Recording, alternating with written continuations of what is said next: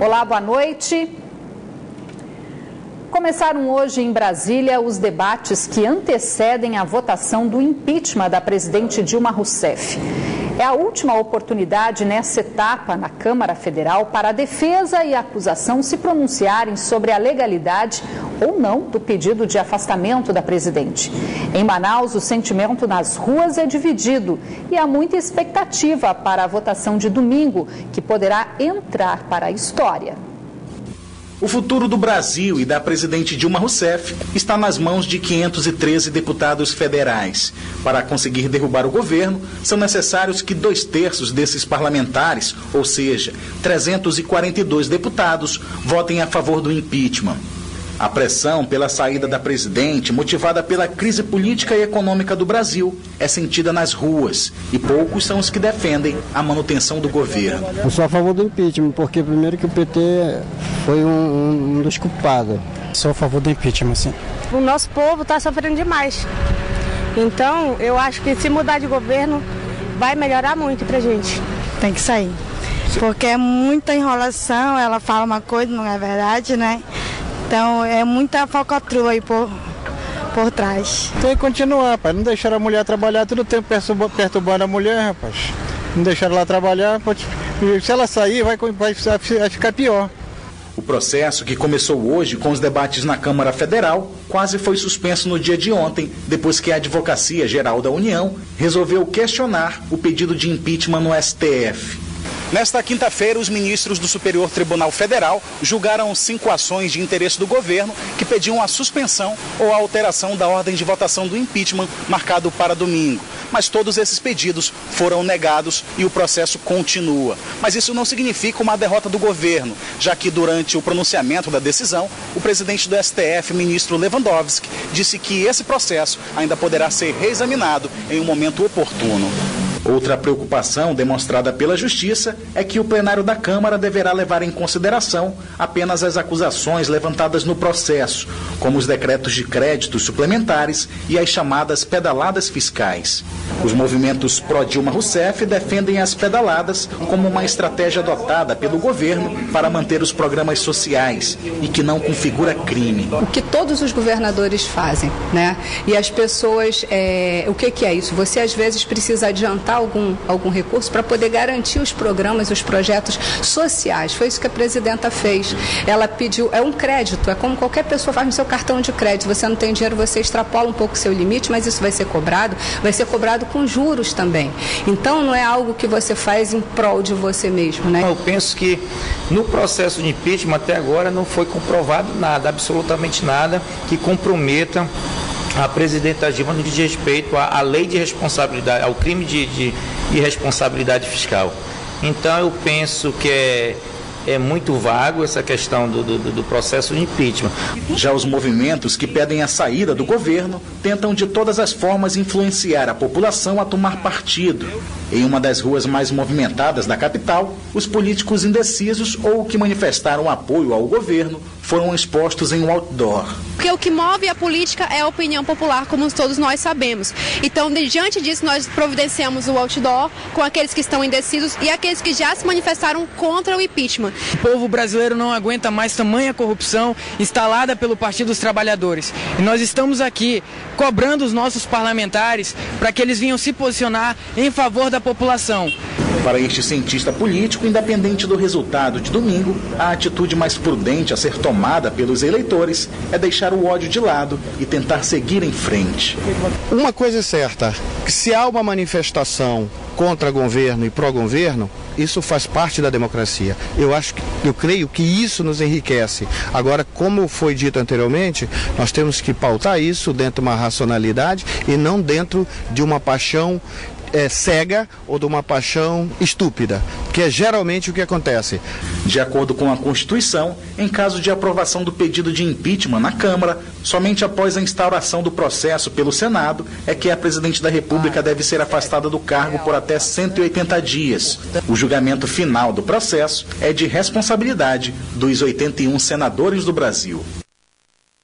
E pela ordem de votação definida pelo presidente da Câmara, Eduardo Cunha, de alternância entre os estados, critério esse que foi mantido pela maioria do Supremo Tribunal Federal na noite de ontem, o Amazonas será o 8º estado a votar no próximo domingo, representado por 8 deputados federais.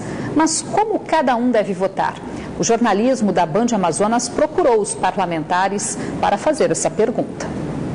Eles são os representantes do Amazonas no Congresso Nacional e, neste domingo, participam de uma decisão histórica: votar pela continuidade ou pela suspensão do processo que pede a saída da presidente Dilma Rousseff do governo. O deputado Issa Abraão, que recentemente assumiu o diretório regional do PDT, partido que esta semana manifestou posição contrária ao impeachment, diz que já está com o voto definido, mas que prefere não se adiantar. O meu voto em relação ao impeachment não está indeciso, não. Há muito tempo ele já está decidido. Porém, eu não quero entrar nesse jogo agora. E no dia da votação, você tomará conhecimento. O voto é aberto, o voto é falado e todos saberão como eu vou votar. Alderney Avelino, líder do Partido Democratas na Câmara, e Arthur Bisneto, do PSDB, são defensores do impeachment e listam motivos para tirar a presidente Dilma do governo. Sou a favor do impeachment da presidente Dilma Rousseff pelo fato de ela, o seu governo e o PT terem trazido o Brasil para a situação de caos na economia que nós estamos vivendo. Portanto, não haveria uma outra posição minha que não seja uma posição democrática, patriótica em favor do nosso país. Infelizmente, esse governo distrata a população pensando na sua posição política.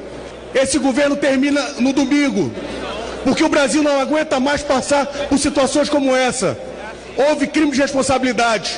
O único discurso do governo, golpe. E digo mais, no day after eu quero ver tirar a presidente Dilma de dentro do palácio. Pelo PMDB, partido do vice Michel Temer, que foi o primeiro a abandonar o governo, tem o deputado Marcos Rota, que também decidiu votar pela saída da presidente, assim como o deputado Átila Lins, do PSD, partido do senador Omar Aziz, e que também manifestou esta semana posicionamento a favor do impeachment. Depois de ouvir vários juristas, de ver o posicionamento de legalistas como Ives Gandra Martins, como Carlos Veloso, o posicionamento da OAB, ver o reclame popular e o reclame da sociedade, acho que não resta dúvida alguma, primeiro, da legalidade do processo de impeachment, segundo, da necessidade que nós temos de darmos novos rumos ao Brasil. Não tenho dúvida que esse impeachment será aprovado por todos nós, em razão da necessidade que temos de fazer mudanças no Brasil, para um Brasil melhor. Silas Câmara, do PRB, e Conceição Sampaio, do PP, outro partido que esta semana anunciou o desembarque do governo, também já revelaram antecipadamente que são a favor do impeachment. Nós fizemos contato com Alfredo Nascimento, do PR, mas não conseguimos retorno. De acordo com o mapa do impeachment, o deputado estaria na lista dos indecisos, embora a executiva nacional do partido, mesmo rachado, já tenha manifestado apoio ao governo. 14 novas empresas devem ser instaladas no Polo Industrial de Manaus nos próximos anos. O anúncio foi realizado esta manhã em nova reunião do Conselho de Administração da Superintendência da Zona Franca de Manaus, que aposta agora nas exportações para fortalecer a indústria no Amazonas. Durante a reunião, a superintendente Rebeca Garcia também comentou sobre seu futuro à frente da autarquia, após seu partido, o PP, também anunciar esta semana a saída da base governista. Diante da crise no Brasil, uma das saídas para o polo industrial de Manaus tem sido apostar nas exportações. Esta manhã, em nova reunião do Conselho Administrativo da SUFRAMA, foi anunciado que 14 novas empresas devem ser instaladas no Parque Fabril nos próximos anos. 42 projetos industriais e de serviços que prevêem investimentos de mais de 461 milhões de dólares foram incluídos na pauta de votação. Entre as novas empresas, o destaque vai para 2 fabricantes de motos e ciclomotores, a alemã BMW e a brasileira RCL, com pouco mais de 4 anos no mercado.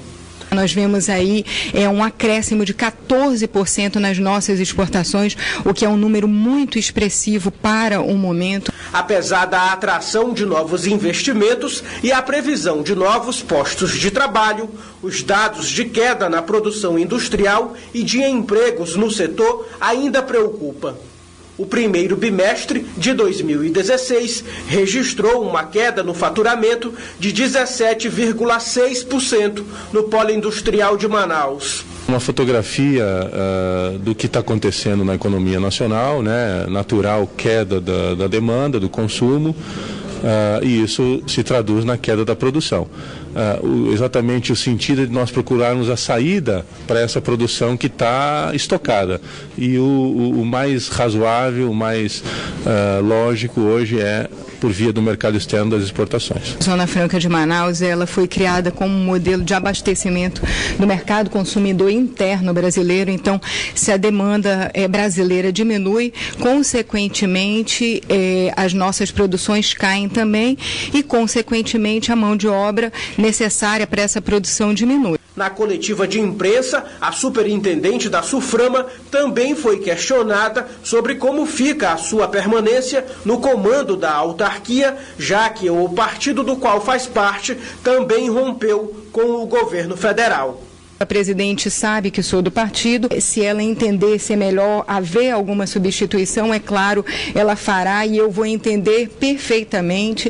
Agora, o que seria uma irresponsabilidade seria eu entregar o cargo às vésperas de uma reunião do CAIS, onde nós iremos aprovar 42 projetos. A única conversa que eu tive sobre esse assunto foi com o presidente do meu partido, que pensa exatamente a mesma coisa. Ele acompanhou o quanto foi difícil nomear um superintendente para a SUFRAMA e ele pensa a mesma coisa.